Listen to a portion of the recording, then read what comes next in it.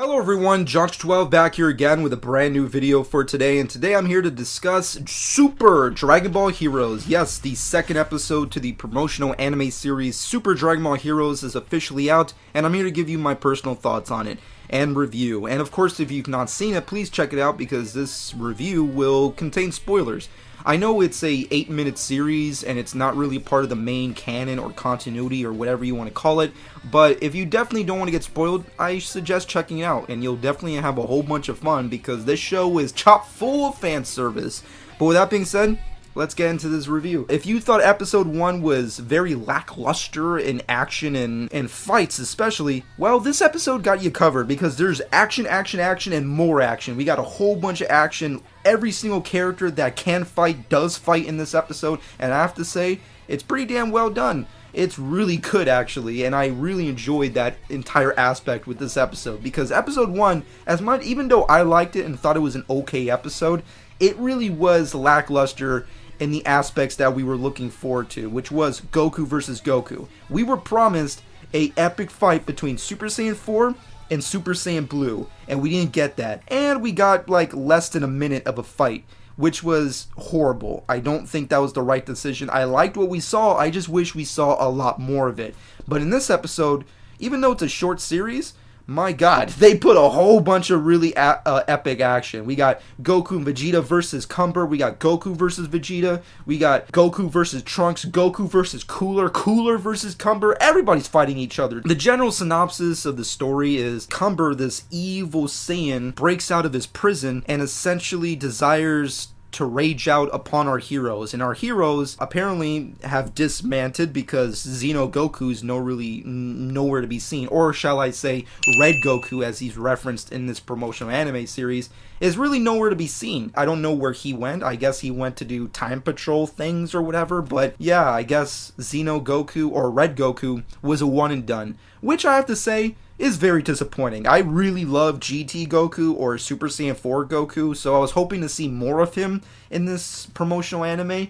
No, we are not seeing a lot of him apparently. It's going to be full on the super characters, which is okay, but I'm not, whatever. It is what it is. However, our characters are on the yellow brick road to find future Trunks, and on their journey, they find Evil Cumber. And Evil Cumber is a pretty interesting evil Saiyan. I don't know what it is with this year of Dragon Ball content where we're just getting a whole bunch of evil Saiyans, but I'm definitely enjoying it. I guess the bottom of the barrel definitely feels a little fresh. But with that being said, Evil Cumber not only is just evil, but his ki is evil. And what I mean by that is in the sense that it contaminates your soul, your state of mind. And that basically happens in this episode. We get to see a little hint at what Cumber can really do. Goku comes into contact with Cumber, and as he does that, he gets sucked into this weird berserk mode where he just goes crazy and starts fighting on Vegeta, and then of course later on Cooler and Trunks. Which was cool, and I liked the action. You can't even touch the guy, because if you do, you end up turning evil and go into this wild, rampaging berserk mode. The majority of the episode is just straight up fights. We get the return of Cooler, which was interesting. And not only can he just do his regular 4th or 5th forms, he can become Golden Cooler. We get to see Golden Cooler. Fan service is definitely at an all-time high in this episode, in a good way. And I have to say, as stupid and ridiculous as it is, I kind of like it. Golden Cooler is pretty, no pun intended, cool. But yeah, in the great scheme of things, it really doesn't do that much. His fight with Goku really is short-lived, and he doesn't do that much damage to Cumber. The only thing he does is really throw this super extravagant-looking death ball at Cumber, and Cumber just plows right through it. Doesn't really have any effect on him, other than pissing him off and unleashing his true power, and basically breaks out of that straitjacket, which I don't really know what kind of effect I was supposed to have on him. Once again, there's so many questions with this episode that I have to point out, which is, where did Xeno Goku go? Why is Cumber in chains and a straitjacket? Why is he in a mountain? Why can he break out of it so easily? Why is he fighting? Why is he angry? Where did Mai get the Potara earrings? Did she steal them? Does she have them? Can you buy them? What's going on?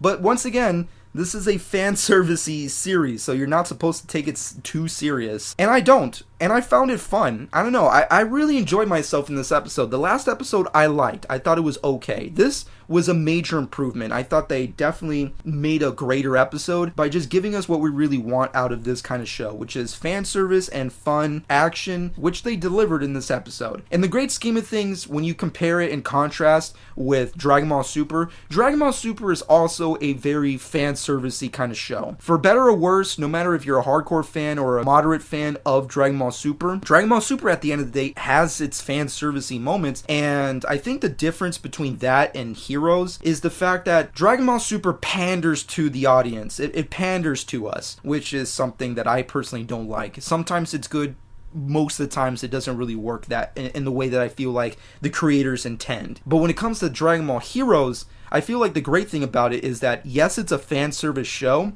but it knows it's a fan service show. It knows it's pandering. It knows it's crazy and it doesn't make any sense. And I like that. I like the fact that it's so unabashedly fan servicey. But it does it in a schlocky way where you can enjoy it. So yeah, that's kind of like the best compliment that I can give Super Dragon Ball Heroes. It's schlock, but it's a good schlock.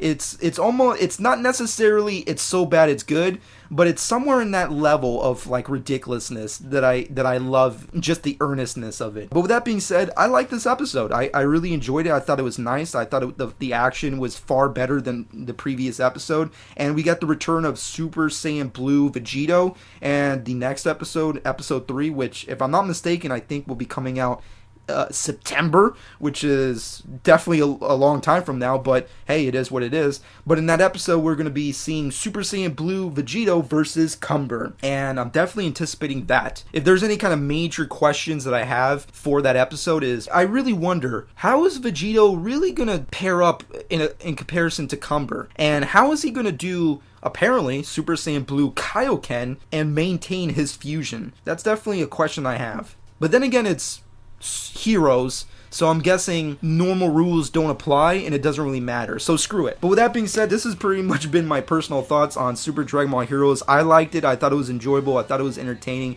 It was far better than episode 1, and it delivered on what I wanted to see, which was a lot of cool action, and that's something that we didn't really get in episode 1. We got a whole bunch of like talking points and narrative from the character of Fu, or whichever way you want to pronounce it, in comparison to the action that we wanted to see, which was Goku versus Goku. But in this episode, we got what we wanted, which was a whole bunch of action between characters. It's still not a great series, it's still not perfect, it's still not amazing, but I'm enjoying myself, and the general entertainment that I'm having definitely outweighs the ridiculousness. But with that being said, subscribe to my channel if you've not done so already, and I hope you enjoyed. This has been Josh12.